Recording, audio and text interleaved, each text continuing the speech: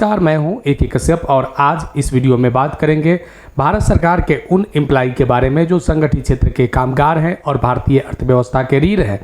इन संगठित क्षेत्र के कामगार और भारतीय अर्थव्यवस्था के रीढ़ वाले उन कामगारों को लगातार एक विषय पर जूझना पड़ रहा है और वह विषय है मिनिमम पेंशन हाइक को लेकर। 1000 से 5000 तक की मासिक मिनिमम पेंशन पाने वाले संगठित क्षेत्र के कामगारों की संख्या लाखों में है। डाटा पे अगर चर्चा करेंगे तो प्रति वर्ष ऐसे पेंशनरों की संख्या लगभग 3 लाख से भी अधिक बढ़ रहे हैं और अभी 78 लाख का आंकड़ा पार कर चुका है। आने वाले बहुत कम समय में आप इसे देखेंगे, लगभग 7-8 सालों में, कि ये आंकड़ा करोड़ों की 1 करोड़ से भी ऊपर चला गया। अब इस तरीके के इतने बड़ी एक जनमानस समूह को सरकार क्यों वंचित कर रख रहा है मिनिमम पेंशन से, ये एक महत्वपूर्ण विषय है। इस विषय को समझने के लिए इस वीडियो को लास्ट तक जरूर समझिएगा और क्या यहाँ पे EPS 95 के संगठित क्षेत्र के कामगारों के लिए जो क्या अब संबंधित जो पेंशन बढ़ाने की जो बातें चल रहे हैं, क्या इस पर बिल्कुल अब ना होने की संभावना है? क्या ये लोग को निराश ही होना पड़ेगा? तो अगर अभी आप नए जुड़े हैं तो चैनल को जरूर सब्सक्राइब कर लीजिएगा, क्योंकि EPS 95 से कंटिन्यू डिमांड को हम अपने चैनल पे रखते हैं, हम अपने चैनल पे उठाते हैं। अगर वीडियो अच्छा लगेगा तो लाइक ज़रूर कर दीजिएगा, सुझाव कमेंट में लिखिएगा और शेयर कीजिएगा। चलिए आगे इस विषय को समझेंगे, लेकिन इसको समझने के लिए सबसे पहले हमें आना होगा यहाँ पे। एक 10 मार्च 2025 को प्रेस इन्फॉर्मेशन ब्यूरो की तरफ से एक यहाँ पे आप देख सकते हैं कि कुछ बातों को यहाँ पे मेंशन किया गया था PIB पे। इस चीज़ को समझेंगे कि benefits under employ pension scheme EPS 95, लेकिन यहाँ पे बहुत सारे ऐसे बातों को PIB के द्वारा मेंशन किया गया, लेकिन जो डिमांड है उस डिमांड से संबंधित बातें जो मुख्य रूप से चाहिए, क्योंकि मैक्सिमम लोगों की संख्या मिनिमम पेंशन को लेकर है। मैक्सिमम लोग जो चाह रहे हैं, इसमें लगभग जो 78 लाख का हमने जो बात किया है, जो मिनिमम पेंशनर्स को प्राप्त करना चाहते हैं, उन लोगों को 1000, 2000 और लगभग मैक्सिमम 5000 तक ही उनको बेनिफिट मिल पा रहा है। 2014 से लेकर 2025 तक ये लोग संघर्षरत है। महंगाई का दर बेतहाशा बढ़ रहा है, उसके बाद भी यहाँ पे 2014 के बेस के आधार पर ही इन लोगों को बेनिफिट्स दिए जा रहे हैं, जो इन लोगों के लिए बिल्कुल एकदम कह सकते हैं कि आज के बाजार व्यवस्था में ये इनकी जो पेंशन अमाउंट है वह टिकना क्या, बिल्कुल वह अकाउंट में ही गुम हो जाता है। ये बातों को समझने के लिए सबसे पहले हमें समझना होगा कि जहाँ पे PIB के द्वारा कुछ महत्वपूर्ण बातों को जो मेंशन किया गया है, इस मेंशन में यहाँ पे कहा गया कि हम यहाँ पे सुपर एनुएशन में 58 ईयर्स में EPS 95 वाले EPFO एम्प्लॉय को सुपर एनुएशन यानी उन लोगों को रिटायर करते हैं 58 साल में। ईयरली मेंबर पेंशन 50 साल पे अगर कोई चाहे तो वॉलेंट्री रिटायर करके वो पेंशन का बेनिफिट ले सकता है, लेकिन आप देख कितना रहे हैं, बिल्कुल एकदम न के बराबर। उसके बाद यहाँ पे कहता है कि disability pension permanent and total disablement during service, अगर विकलांगता होती है, अस्थायी विकलांगता होती है, तो उस कंडीशन में हम पेंशन का प्रावधान कर देते हैं।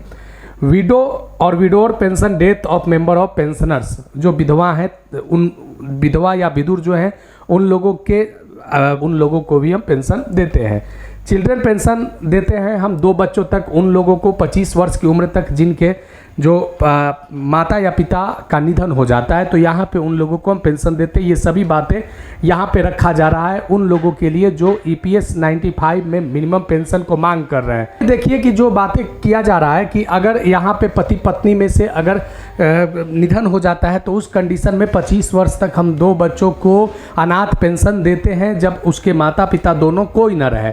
इस तरीके से नॉमिनी पेंशन की बात किया जा रहा है, विड्रॉवल बेनिफिट की बात किया जा रहा है EPS 95 में। लेकिन जिस मुद्दे को लोग इंतजार में थे कि ये लिखा जाए कि मिनिमम पेंशन को लेकर सरकार क्या सोच रही है, लेकिन मिनिमम पेंशन को लेकर यहाँ पे कोई भी बातों को उस 10 मार्च वाले पोस्ट में PIB में नहीं लिखा गया, जो अपने आप में एक काफ़ी महत्वपूर्ण डिमांड था। अब इस चीज़ को जरा समझिए कि 2019-20 के वित्तीय वर्ष से लेकर 2023-24 के वित्तीय वर्ष तक जब आप आंकड़ों पर नज़र डालेंगे तो लगभग अभी जो आंकड़े हैं वह 78 लाख से भी पेंशनर्स जो है वो उनकी संख्या ज़्यादा हो चुके हैं। अगर इस तरीके से अगर आप देखेंगे तो लगभग 3 लाख प्रति वर्ष EPS 95 में पेंशनर्स की संख्या बढ़ रहे हैं, जो आने वाले समय में सरकार के लिए एक काफ़ी सोचनीय विषय हो जाएगा, क्योंकि ये एक पेंशनर्स की डिमांड नहीं है। आप जो भी डिजिट यहाँ देख रहे हैं, अगर ये डिजिट पे बात करें 78 लाख 49,338 अभी जो 23-24 के डेटा के आधार पे है, तो इनमें से लगभग अगर बात करें तो 100% लोग जो है वो चाह रहे हैं कि मिनिमम पेंशन हाइक हो। कहीं यहाँ पे जो बात जो किया गया था वित्त मंत्री से, जो वित्त मंत्री आप देख रहे हैं, ये जो एक न्यूज़ निकलकर भी आया था पीटीआई के हवाले से, तो पेंशन भोगियों के प्रतिनिधि मंडल ने वित्त मंत्री से मुलाकात किया था और ईपीएस 95 के तहत 7500 रुपये न्यूनतम मासिक पेंशन की मांग किया था। अभी जो हमने डेटा दिखाया कि 78,44,000 के आसपास में जो लोग हैं, उनमें से लगभग अगर मानकर चलिए तो 70% लोगों का मांग है कि हमें ये फैसिलिटी प्रदान किया जाए। और आने वाले समय में अगर आप बात करें कि केंद्रीय कर्मचारियों के लिए जो सेंट्रल एम्प्लॉय हैं उनके लिए 8th पे कमीशन आयोग और बहुत सारे ऐसे बेनिफिट्स दिए जा रहे हैं समय समय पर, लेकिन ईपीएस 95 संगठित क्षेत्र के कामगारों के लिए सरकार जो है वो 10 वर्षों से वही पैटर्न को अपना रखी है जो पैटर्न पर 2014 में से चली आ रही है। अब इस मुद्दे को इससे आप समझ सकते हैं कि लोगों को ये आशा था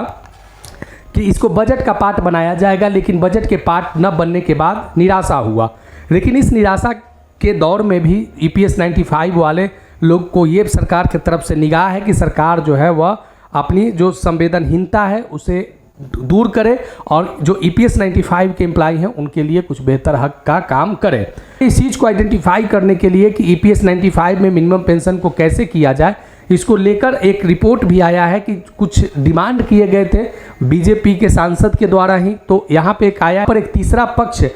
के द्वारा पैनल बनाकर इस विषय को जांच कराने की बात उठी है। लेकिन अब ये जांच कब होता है, कब पैनल बनेगा, कब इसकी रिपोर्ट आएगी, इसमें क्या वर्षों लग जाएंगे या कहें तो ये कम समय में केंद्र सरकार इसको अपने